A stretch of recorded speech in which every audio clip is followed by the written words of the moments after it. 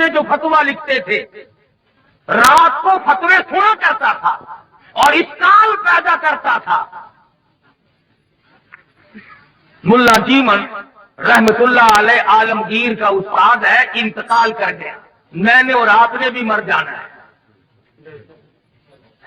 فوت ہونے سے پہلے وصیت نامہ لکھ دیا، فرماتے ہیں میری نماز جنازہ وہ آدمی پڑھائے جس کی تمام عمر میں جب سے ہوش و حواس سنبھالا ہے اس کی ایک دن بھی سفر میں، حضر میں، دکھ میں، درد میں، بیماری میں کبھی بھی کسی حال میں بھی تہجد کی نماز قضا نہ ہوئی ہو۔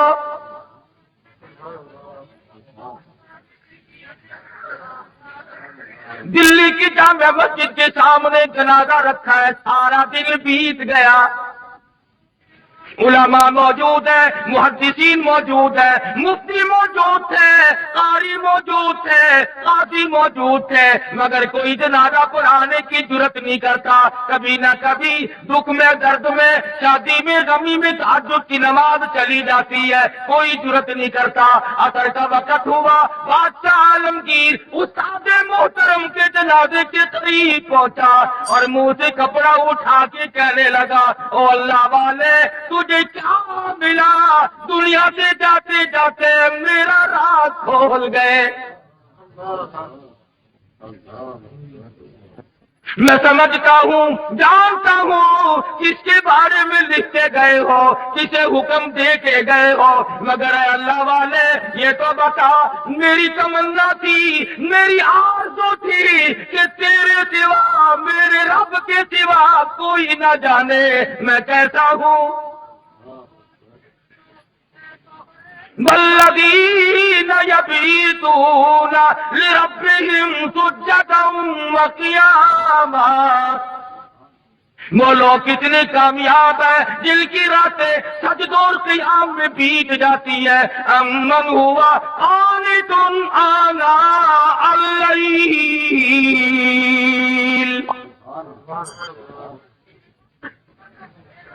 عالمگیر بادشاہ کھڑا ہو کے رو رہا ہے اور کہنے لگا، اللہ والے تجھے کیا ملا؟ دنیا میں میرا راز کھول دیا، اب میں بڑا مشکل میں ہوں، اگر میں اپنا راز بچاتا ہوں تیرا جنازہ پڑھانے والا کوئی نہیں، تیرا جنازہ پڑھاتا ہوں تو میرا راز نہیں بچتا۔ اللہ والے میں مصیبت میں آ گیا ہوں، میری تو بڑی تمنا تھی میرے رب کے سوا کوئی نہ جانتا میں کیسا ہوں۔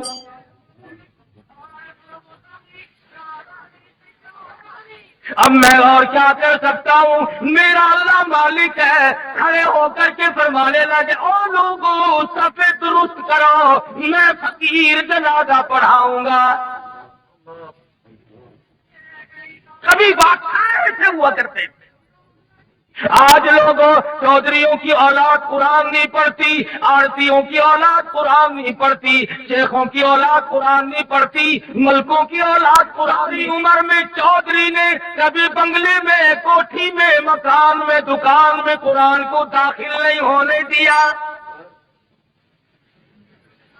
ہر چیز مکان میں آئے گی، دنیا دار آئیں گے، چھوٹے بڑے، امیر و غریب، بنگلے میں، ڈیرے میں آئیں گے جائیں گے، مگر اللہ کے قرآن کے لیے داخلہ بند ہے۔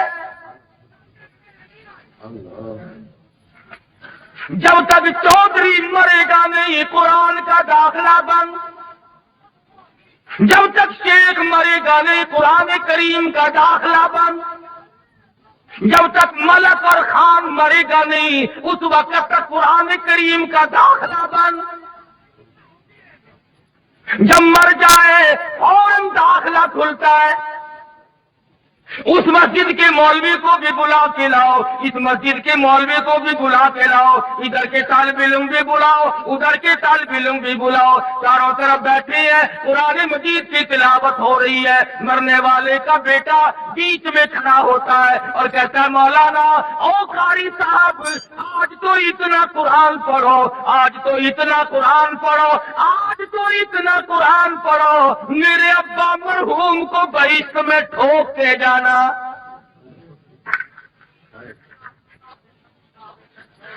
داخلہ کو ملنا نہیں، ٹھوکنا ہی پڑے گا۔ آج قرآن یاد آیا، اس کا مطلب تو یہ ہوا کہ یہ قرآن مردوں کے لیے اترا ہے۔ موٹر کار زندوں کے لیے، ہوائی جہاز زندوں کے لیے، ریل گاڑی، ہوائی، تمام سواریاں، تمام سبزی ترکاری، پھل فروٹ، عورت مرد کے لیے، مرد عورت کے لیے زندہ چاہیے۔ اور لوگوں انصاف کرو، ہر چیز زندوں کے لیے، خدا کا قرآن مردوں کے لیے۔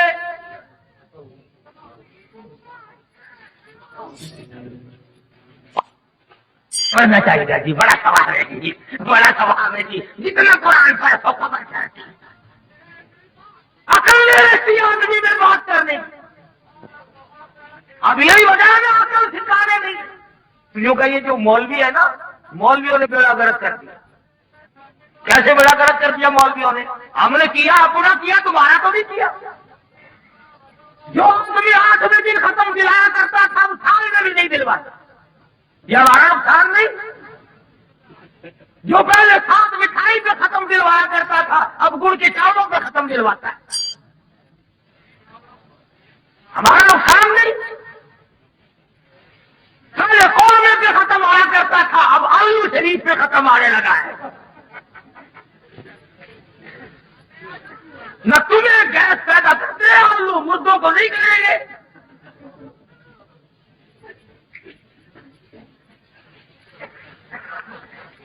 یہ ساری کی ساری باتیں عقل بولنے کا آدمی کرتا ہے، جب عقل سلیم نہیں رہتی اس وقت یہ بات کرتا ہے۔ امام الانبیاء محبوب کبریا حضرت محمد مصطفیٰ صلی اللہ تعالی علیہ وسلم کے نوجوان صحابہ، مرد تھے یا عورتیں تھی، بوڑھے تھے یا جوان تھے، امیر تھے غریب تھے، تمام کے تمام نے کمال کر دیا۔ اور خود خدا کہتا ہے اولئک کتب فی قلوبہم الایمان، یہ وہ لوگ ہیں جن کے دلوں پہ میں نے ایمان لکھ دیا۔ اور فرمایا والانصار الذین اتبعوہم بإحسان رضی اللہ عنہم ورضوا عنہ، یہ مہاجرین، یہ انصار، یہ ابو بکر، یہ فاروق، یہ عثمان بن نورین، یہ علی مرتضی، یہ تمام کے تمام صحابہ کرام، اللہ فرماتے ہیں ان کی بات نہ کرو، اپنی کرو، میرا فیصلہ سن لو، رضی اللہ عنہم ورضوا عنہ، میں ان سے راضی، یہ مجھ سے راضی، تم بیچ میں بھونکنے والے کون ہو؟ تم کون ہو؟ تمہیں کیا مطلب ہے؟ ان کا دیکھو نا جی، فاروق اعظم نے، صدیق اکبر نے خلافت پہ قبضہ کر لیا، پھر تو اور تیرے باپ دادا اس وقت کیوں نہیں بولے؟ اس وقت کیوں نہیں بولے؟ اگر غم تھا، اگر غم تھا، ضرورت تھی، اس وقت کیوں نہیں بولے؟ 14 سال کے بعد مسائل یاد آئیں گے، نماز سے جان چھڑانے کے لیے، روزے سے جان چھڑانے کے لیے، باقی دین کے احکام سے جان چھڑانے کے لیے صحابہ کرام کو درامات، اور کوئی ہو، میں تمام سے تمام کو کہتا ہوں، یا وہ لوگ ہو جو صحابہ کرام سے معیار حق نہیں مانتے، یا وہ لوگ ہو جو صحابہ کرام کو بدیانت کہتے ہیں، یا وہ لوگ ہو جو صحابہ کرام کو بکواس کرتے ہیں، ہم تمام سے تمام کو دلیل و خاص سمجھتے ہیں۔ تم ان کا کیا بگاڑو گے جن کا سردار کالی کملی والا ہو؟ تم ان کا کیا بگاڑو گے جن کا مالی محمد مصطفیٰ ہو؟ تم ان کا کیا بگاڑو گے جن کا داماد کالی کملی والا ہو؟ تم ان کا کیا بگاڑو گے جن کا سسر محمد مصطفیٰ ہو؟ تم دنیا میں بھی ڈھونڈتے پھرتے، جو جج آتا ہے اس کا 12-18 نکالتے ہو، پتہ لگاؤ یہ ہے کہ سودا کیڑے علاقے سے رہنے والا، صرف امام نو کسیٹ کے لیا ہے، کوئی پھوپھی نو پھڑ کے لیا ہے۔ تم تعلقات تلاش کرتے ہو، ابو جہل نے تلواریں سب کو ننگی دے دی اور کہا کندھے سے کندھا ملا کر کھڑے رہنا، نکل نہ جائے نبی۔ سارے کے سارے ایک دوسرے سے کندھا ملا کر کھڑے ہو گئے، اور ادھر حکم ملا میرے محبوب کسی وقت ہجرت کرو، چلو مکہ چھوڑ کر۔ عرض کیا الہ العالمین مجھے کل حکم دے دیا ہوتا، پرسوں مجھے حکم مل جاتا، میں چپکا سا نکل جاتا، آج تو یہ چاروں طرف کھڑے ہیں، میں کیسے نکلوں گا؟ آواز آئی چالی تبلے والے، اگر میں کل لے جاتا، پرسوں لے جاتا، چوتھ لے جاتا، یہ بغلے بجاتے اور یہ کہتے ہمیں پتا نہ چلا، ورنہ یوں کر دیتے، یوں کر دیتے، میرے محبوب مزہ تو آ جائے گا، تلواریں ننگی ہو، یہ کندھے سے کندھا ملا کر کھڑے ہو، اور میں اپنے محبوب کو اگر بچا کر نہ لے جا سکوں تو میری خدائی کیا ہو؟ نعرہ تکبیر!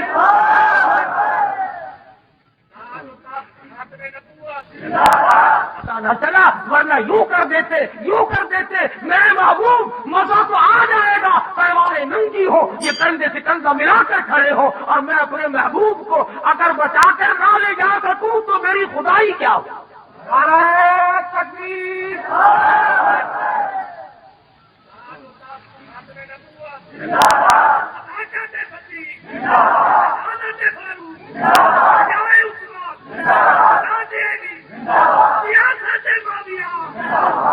آج ہی تو لے جانے کا جانے کا مزہ آئے گا۔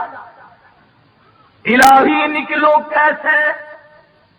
فرمایا مٹھی بھر کر مٹی کی ان کی طرف پھینک دو۔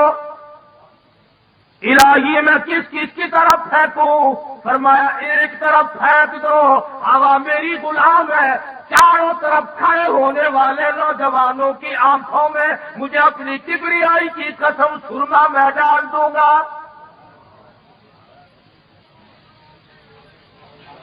نبی نے مٹھی بھر کر مٹی کی پھینک دی، سب کی آنکھوں میں تشریف لے گئی۔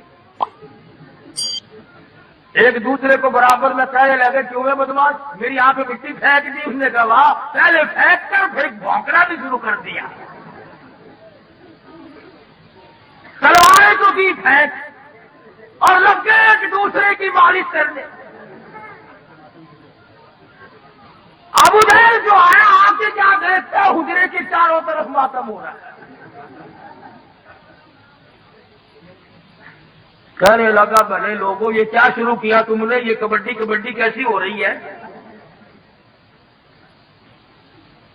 اندر کا بھی پتا کیا۔ ادھر کالی کملی والے صلی اللہ علیہ وسلم نے اللہ میاں کی حضور میں عرض کر دیا میں چلتا تو ہوں، جاتا تو ہوں، ہجرت ضرور کروں گا، تیرے اذن اور امر کے بغیر تو میں جی نہیں سکتا، پر اے پروردگار میں نبی ہوں، امام الانبیاء ہوں، مکے والوں کی امانتیں میرے پاس ہے، سونے چاندی کی زیورات میرے پاس ہے، ابو جہل کی لڑکی کی بالیاں چھلے میرے پاس ہے، اس وقت امانت واپس کیسے کروں؟ اور اگر امانت رہ گئی نبوت کے دامن پہ داغ آ جائے گا۔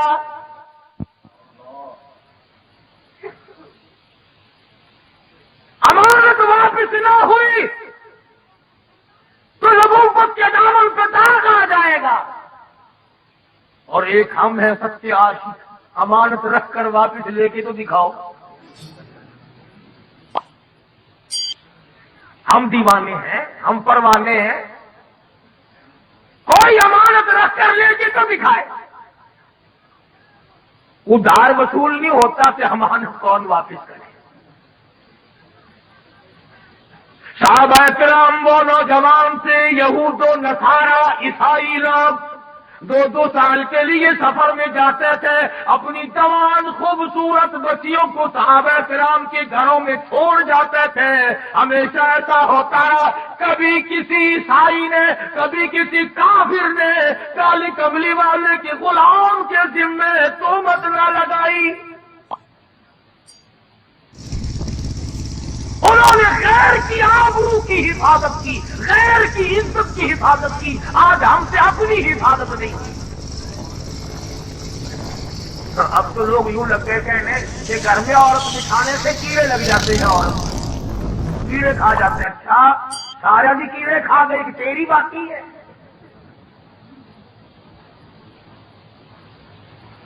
اب تو بڑی لے دے ہو رہی ہے کہ عورت یوں ہے، عورت بڑی شے ہے، عورت بڑی یوں ہے. یہ آج پتہ چلا عورت ایسی ہے، پہلے کبھی پتہ نہیں چلا تھا کہ عورت کیا ہوا کرتی ہے.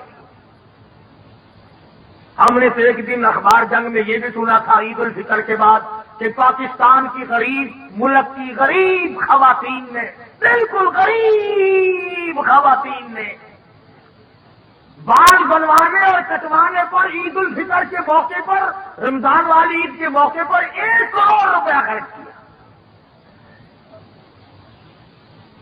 اخبار جنگ نے لکھا. مجھے تو بڑا دکھ ہوا سچی بات کہ اگر یہ 1 کروڑ روپیہ مجھے دے دیتی تو میں مدرسہ چلاتا، مسجد بناتا، میں ہی دعا کر دیتا یا اللہ ساریوں کو گنجی کر دے.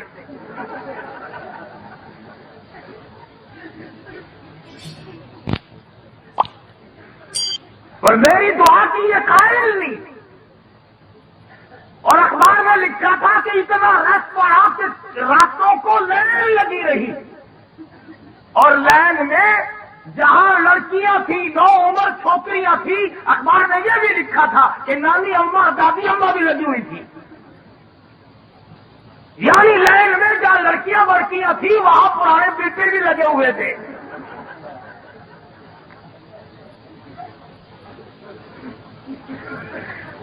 ایمانداری سے بتلاؤ، جب پرانے بکوں کا ملک میں حال یہ ہو پھر ہم کیا کریں؟ تہذیب دیکھیے اور الزام مانی کو. بس جی یہ جو ملا ہے نا یہ گھن کے بیٹھا کیا بات کہنے والا کبھی نہیں ہٹا کرتا. دنیا میں ہمیشہ ایسے ایسے لوگ آئے جنہوں نے سچ بات کہی اور مصیبت اٹھائی. جاؤ ہندوستان سن 57 کی جنگ آزادی کی تاریخ پڑھو. دلی کی بازار میں 3-3 ہزار علماء دین کو لٹا کر انجن اور کوٹنے والے اوپر سے چڑھا دیے گئے.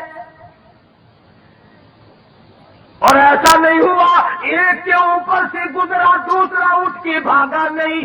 آنکھ کھول کر آسمان کو دیکھ رہے تھے، کلمہ شہادت پڑھ رہے تھے. 3000 کے 3000 قیمت ابل گیا. کچلے تو گئے، شہید تو ہو گئے، پر ایمان کا سودا ایک نے بھی نہ کیا. نعرہ تکبیر.